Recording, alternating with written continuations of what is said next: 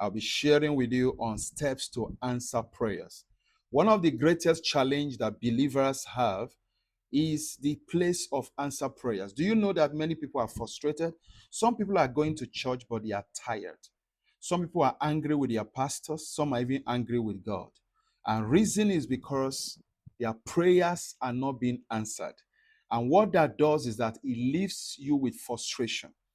And frustrated people will always be angry. They will even be angry with their helper. So I want to share with you one of the major reasons why prayers are not answered. And by sharing with you these reasons, I'll be telling you how your prayers can be answered. I'm not just leaving you with reasons. I'm going to give you solutions. I may be mentioning just two. Pay attention as you will be blessed. If you're not following, click your plus button and follow, and do well to share this to someone. Someone may be at the edge of giving up or stop serving God because his or her prayers have not been answered. My response, my answers will be from the scriptures and from practical experience. I hope this, and I trust better still, that this will be a blessing to you. First John chapter 5. First John chapter 5, from verse 14, I beg your pardon, to verse 15. First John chapter 5, from verse 14 to verse 15. I read from the King James Version of the Bible. And this is the confidence that we have in him. In who? God. That if we ask anything, but this is where the answers and questions are coming from, according to his will, take note of that, he hears us. Verse 15. And if we know that he hears us, whatsoever we ask, we know that we have the petition that we desire of him. May the Lord bless his word in Jesus' precious name. You know, many times people pray, they don't consider that God responds to principles and to his words, not to your emotion. It's not the tears you share in prayers. It's not a cry in the place of prayers.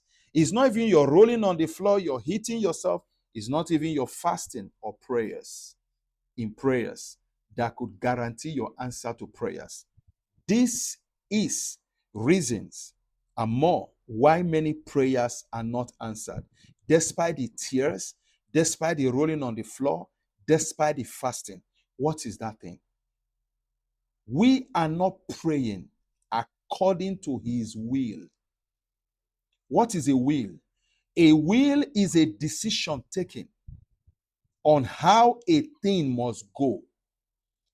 When a man dies and leaves a will, that is a decision in paper that I'm no more, but whatsoever belongs to me should go this way.